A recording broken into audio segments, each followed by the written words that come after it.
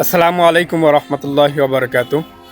আমরা অনেকেই হয়তো জানি না রমজান মাসে একটা ফিতরা দেওয়ার সিস্টেম আছে এবং আমরা প্রতি বছর হুজুরদের কাছে অথবা মসজিদের ইমামের কাছে আমরা প্রশ্ন করি যে এবছরে আসলে রমজানের ফিতরা কত টাকা হয়েছে।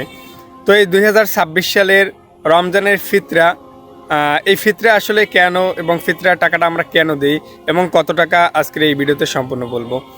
এই রমজানের মাসে 2026 সালের ফিতরার টাকা হয়েছে 110 টাকা থেকে শুরু করে 2805 টাকা পর্যন্ত আপনি দিতে পারেন সর্বোচ্চ, এবং সর্বনিম্ন হচ্ছে 110 টাকা।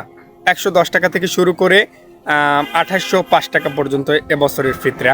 তবে আমরা এই জিনিসটা জানবো যে ফিতরা আসলে কি, ফিতরা আমরা কেন দেই। তো এই রমজান মাসে আমরা যে রোজাগুলো রাখি, এই রোজাগুলোর ভিতরে যে আমরা ভুল ত্রুটি করেছি, আমরা রোজা রেখে অনেকে হয়তো গীবাত করেছি, মিথ্যা কথা বলেছি, হারাম খেয়েছি, অশ্লীল কাজ করেছি। তো এই কাজগুলো, এই খারাপ কাজগুলো আল্লাহ যেন ক্ষমা করে দেন। আল্লাহ আমাদের এই ভুলগুলো যাতে ক্ষমা করে দিয়ে আমাদের এই রমজানের রোজাগুলো যাতে কবুল করে নেন, সেজন্য এই রমজানের একটা ফিতরার সিস্টেম করেছেন আল্লাহ। এবং এর দ্বিতীয় আরও একটি কারণ আছে।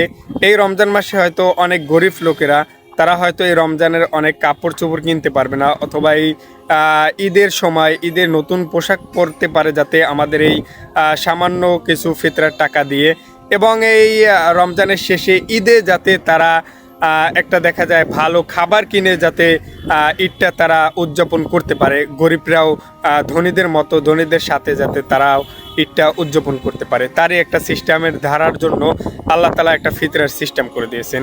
এই দুইটা কারণে আমরা ফিতরা টাকা আমরা গরিব দুঃখীদেরকে দান করব।